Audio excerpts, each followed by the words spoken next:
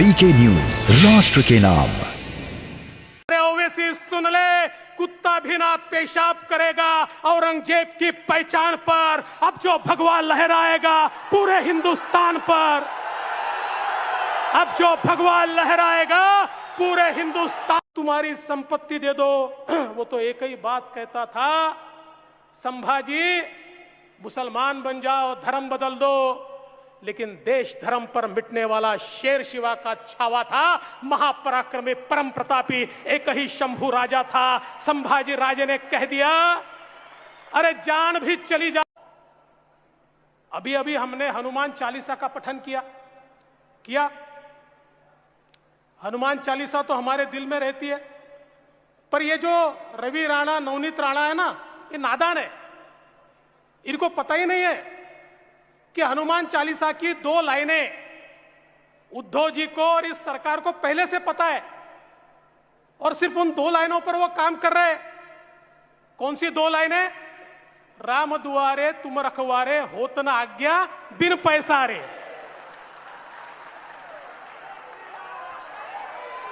राम दुआरे तुम रखवारे, होत न आज्ञा बिन पैसारे। इसीलिए 24 महीनों में 53 प्रॉपर्टी तैयार हो गई, और यशवंत जाधव ने अपनी मातोश्री को 50 लाख की घड़ी भी दे दी। अपनी मातोश्री को, गलत मातोश्री मत समझना। लेकिन मेरा सवाल है,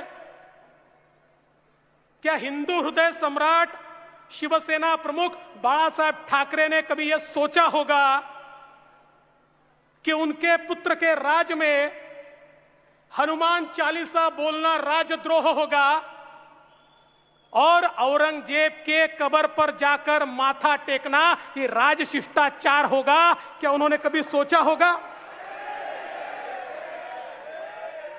दोस्तों, छत्रपति संभाजी राजे, जिनके बारे में कहते हैं देश धर्म पर मिटने वाला शेर शिवा का छावा था, महापराक्रमी परम प्रतापी एक ही शंभू राजा था, जिस छत्रपति संभाजी राजा को औरंगजेब ने तड़पा तड़पा कर मारा। क्या कहता था औरंगजेब? ये नहीं कहता था कि तुम्हारा राज दे दो, ये नहीं कहता था तुम्हारा किला दे दो, ये नहीं कहता था तुम्हारी संपत्ति दे दो। वो तो एक ही बात कहता था, संभाजी मुसलमान बन जाओ, धर्म बदल दो।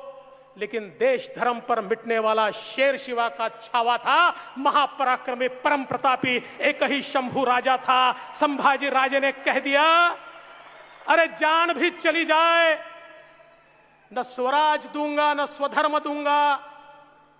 और ऐसे संभाजी राजा का, उनका खून करने वाले, उनको मौत की घाट उतारने वाले, उनकी निर्मम हत्या करने वाले औरंगजेब की समाधि पर वो असदुद्दीन ओवैसी जाता है और माथा टेकता है, और तुम देखते रह जाते हो। अरे शर्म करो, चुल्लू भर पानी में डूब मरो, चुल्लू भर पानी में डूब मरो।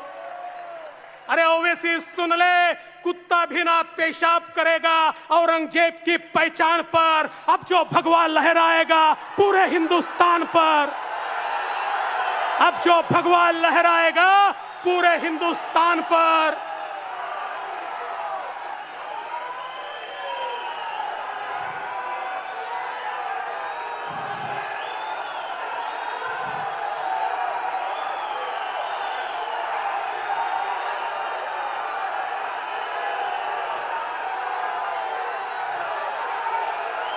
जो छत्रपति शिवाजी महाराज का नाम लेते थे,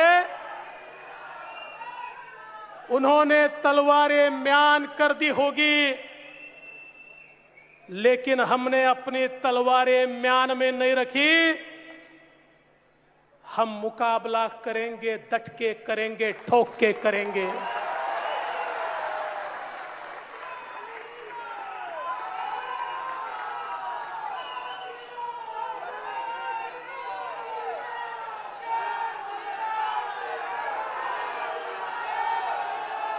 वैसे तो हिंदी भाषियों का सम्मेलन है, किंतु ये सारे हिंदी भाषी मुंबईकर है।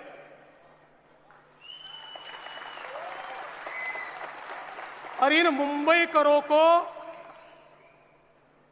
मराठी भी समझता है, लेकिन एक मुंबईकर ऐसा है, वो है तो मुंबईकर पर ढा रहा है मुंबई पर कहर। ऐसे मुंबईकर को मुझे कुछ बताना है, इसलिए आज मैं मराठी में भी बोलने वाला हूं।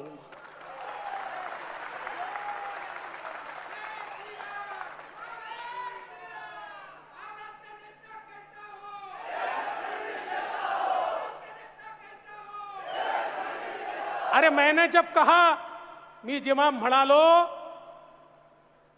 राम जन्मभूमीच्या आंदोलनामध्ये अयोध्येमध्ये तुमचा एकही नेता नव्हता, किती मिर्ची लागली?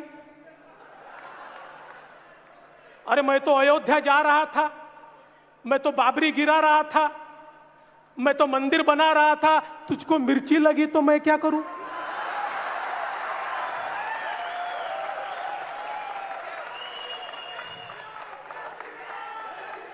अरे हा, मी गेलो तो बाबरी पाडण्याकरता, याचा मला अभिमान आहे। अरे उद्धवजी, 1992 साली फेब्रुवारीत मी नगरसेवक झालो, जुलैमध्ये मी वकील झालो आणि डिसेंबरमध्ये नगरसेवक ॲडव्होकेट देवेंद्र फडणवीस बाबरी पाडायला गेला होता।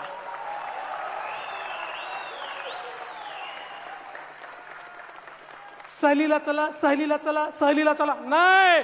अरे लाठी गोली खाएंगे, मंदिर वही बनाएंगे, ये कहते हुए गए थे। क्या कहते हुए गए थे? लाठी गोली खाएंगे, मंदिर वही बनाएंगे। तुम्ही गेले होते सहलीला, आम्ही नव्हतो गेलो सहलीला। अरे तेव्हा तर सोडाच, त्याच्या 1 वर्ष आधी ज्यावेळी पहिली कार सेवा झाली आणि आमच्या कोठारी बंधूंना त्या ठिकाणी मारलं, तरी देखील भगवा झेंडा त्या बाबरी ढाच्याच्या वर आमच्या कोठारी बंधूंनी लावला। त्याही कार सेवेला हा देवेंद्र फडणवीस गेला होता।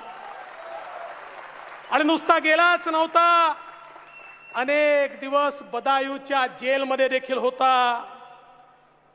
आज भी बदायूं के जेल की वो सलाखें याद है, जहां पर हम राह देखते थे कि चलो हम तो पहुंचे हैं, कोई तो शिवसेना वाला पहुंचेगा पहुंचेगा पहुंचेगा, कोई नहीं आया।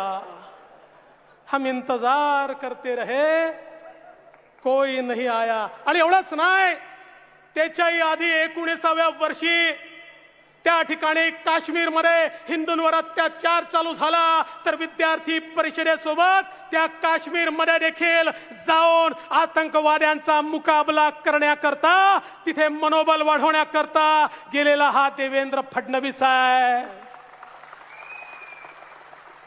आम्ही 5 स्टारचं राजकारण नाही केलं, जमिनीवरचं राजकारण केलंय। और जब भी जाते थे, जेव्हा जेव्हा गेलो, तिकीट काढायला पैसे होते, पण ठरवलं राम तिकीट काढून जाओ। कधी तिकीट काढलं नाही, कुठल्या हॉटेलला झोपलो नाही, झोपलो तर प्लॅटफॉर्मवर, झोपलो तर त्या ठिकाणी फुटपाथवर, झोपलो तर मंदिरामध्ये। सगळ्यांसोबत संघर्ष केला, गोळ्या चालताना पाहिल्या, लाठ्या मारताना पाहिल्या, लाठ्याही खाल्ल्या, म्हणून इथपर्यंत पोचलो। सोन्याचा चमचा घेऊन पैदा झालेलो नाहीये। आणि जेव्हा त्या अयोध्यामध्ये बाबरी ढाचा पडत होता आणि आम्ही म्हणत होतो लाठी गोली खाएंगे, मंदिर वही बनाएंगे, तेव्हा सांगा शेपट्या कोणी टाकल्या होत्या आणि कुठे टाकल्या होत्या? कोणी टाकल्या होत्या आणि कुठे टाकल्या होत्या? आम्हाला एकदा सांगा उद्धवजी। आणि म्हणून कार सेवकों का मजाक उड़ाने वालों को मैं कहना चाहता हूं,